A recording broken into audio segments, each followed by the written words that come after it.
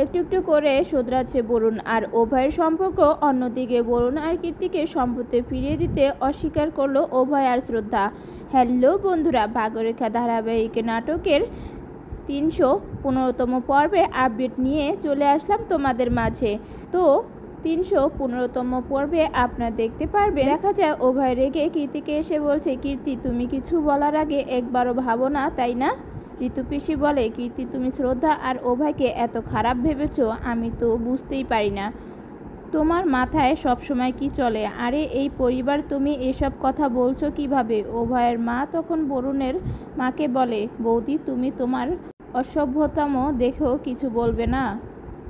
অভয় বলে, ভাই তোর যদি এরকম মনে হয় তাহলে তুই আমার ব্যাংক অ্যাকাউন্ট চেক করতে পারিস, এটা আমারই জমানো টাকা। বরুণ বলে, অভয় তার কোনো দরকার নেই। কীর্তি বলে, হ্যাঁ সেটা তো ভগবানই জানবে যে তুমি তোমার ব্যাংকে অ্যাকাউন্টে কি করে রেখেছো আর আমাদের কি কি দেখাবে। শ্রদ্ধা বলে, কীর্তি অনেকে হয়েছে, অনেক কথা বলছিস তুই। উভয়ের মা বলে, পরিস্থিতি যেমনই হোক না কেন এই মেয়েটা মুখ থেকে সবসময় তেতো কথাই বেরোতে থাকে, পরিবেশটাকে খারাপ করে দিয়েছে মেয়েটা। কীর্তি বলে, সময় যেমনই হোক কাকিমা, আমি সবসময় সত্যি কথা বলি। তেতো আর আপনার লাগছে? অভয় কীর্তিকে কিছু বলতে গেলে শ্রদ্ধা অভয়ের আটকায়। অভয়ের মা বলে, আরে কীর্তির অভ্যাস বাড়িতে তামাশা করা, কিন্তু অবাক করার ব্যাপার হলো বৌদি এবার কীর্তিকে কিছুই বলল না। ঋতু পিসি বলে, আরে নয় না বৌদি, আর কতবার কীর্তিকে আটকাবে? বৌদি বুঝে গেছে কীর্তি কোনোদিনও শোধরাবে না। শ্রদ্ধা বলে, এখন এটাই ভালো হবে যে আমরা এই বিষয়টাকে এখনই শেষ করে দিই, কারণ শুধু শুধু কথা বাড়িয়ে কোনো লাভ নেই। আর এমনও আমরা সবাই আগে থেকে অনেক ঝামেলার মধ্যে রয়েছি। এরপর শ্রদ্ধা আর ঋতু পিসি মিলে উভয়ের মাকে এখান থেকে নিয়ে যায়। সবাই চলে গেলে কীর্তি বরুণকে বলে, দুঃখী হওয়ার নাটক করছো? সবাই আমাদের সামনে, হাতে পয়সা থাকলে মানুষের দুঃখে আসে না। বরুণজি, এটা তো সবে শুরু হলো, দেখতে থাকুন কি কি হয়। এদিকে দেখা যায় উভয় রেগে শ্রদ্ধাকে বলছে, শ্রদ্ধা তুমি নিজের বোনকে কোনো শাসন করো না, তাই এজন্য এত তামাশা করছে। আর কীর্তি সব সীমা পার করে গেছে, তুমি আমাকে আটকেছ, নয়তো জানি না তুমি কি কি করতাম। শ্রদ্ধা বলে, এই কদিন আমরা আমাদের আপনজনকে হারিয়েছি, তার উপর মায়ের হাতের ব্যথা বেড়েছে, আর এই সময় আমাদের শান্ত হয়ে থাকা উচিত। শুধু শুধু ঝামেলা করে আমরা কিছু পাবো না।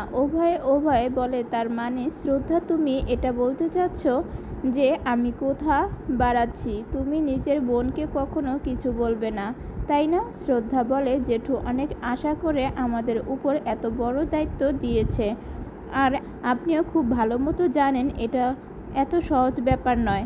আর অভয় আমাদের তো এতে অপরকে সামলাতেই হবে। জেঠুর শেষ ইচ্ছে ছিল যাতে আমাদের পরিবারে একসাথে একে অপরের পাশে থাকা। এমনও দলিল নিয়ে সবার মধ্যে ঝামেলা চলছে। অভয় এ সময় আমাদের ধৈর্য ধরতে হবে, ধৈর্য হারালে চলবে না। এইভাবে আমরা আমাদের পরিবারকে ভেঙে দিতে পারি না। অভয় বলে, তাহলে শ্রদ্ধা এখন আমরা কি করব?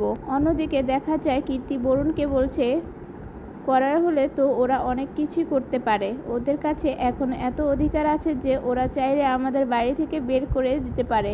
বরুণ বলে, না কীর্তি, অভয় আর শ্রদ্ধা কোনোদিনও এরকম করবে না। কীর্তি বলে, আপনারা তো সবসময় আমার কথা ভুল মনে হয়, কিন্তু আমি আপনাকে বলছি ওই দিনগুলো আর দূরে নেই যেদিন আমরা কথা সত্য হয়ে যাবে। তখনই কীর্তির কাছে একটা কল আসে আর কীর্তি বলতে থাকে, আরে আমার লোন চাই না। ফোনে থাকা লোকটা বলে, আপনি কি আপনার বাড়ি বিক্রি করবেন? কারণ আমি আপনার বাড়ি কিনতে চাই। কীর্তি বলে, আপনাকে কে এরকম বলছে? আমরা এরকম কিছুই করব না। লোকটা বলে, আমি আপনার বাড়ি 2 কোটি টাকায় কিনবো, আপনি বিক্রি করবেন। মার্কেটে কিন্তু এর অর্ধেকও টাকাও আপনার বাড়ি বিক্রি হবে না, তাই ভেবে দেখুন। কীর্তি তো এই কথা শুনে চমকে ওঠে। লোকটা বলে, ভেবে আমাকে জানাবেন, আর এই নাম্বার আপনি যখন ইচ্ছা ফোন করতে পারেন। তারপর বরুণ কীর্তিকে বলে, কীর্তি কে ফোন করেছিল তোমাকে? কীর্তি এই উত্তরে বলে, কিছু না তো বরুণজি। আসলে লোনের লোকেরা আমাকে ফোন করে ডিস্টার্ব করছিল। পরের সিনে দেখা যায় বরুণ আসে গাড়ির টায়ারের পাংচার ঠিক করতে, তবে ওর গাড়ি একদম ঠিক করছে।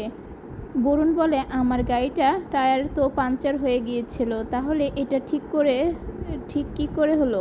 বরুণ তারপর অভয়কে বলে, অভয় আমার গাড়ির টায়ার পাংচার হয়ে গেছিল, তুই কি ঠিক করছিস? অভয় বলে, হ্যাঁ ভাই, সকালে আমি দেখছিলাম তোর গাড়ির টায়ার পাংচার হয়েছে, তাই আমি ভাবলাম মাকে যখন হসপিটালে নিয়ে যেতে হতে পারে, তাই ঘরের দুটো গাড়ি ঠিকঠাক থাকা উচিত। আমার জায়গায় তুই থাকলে তুইও তো এটা করতিস বল।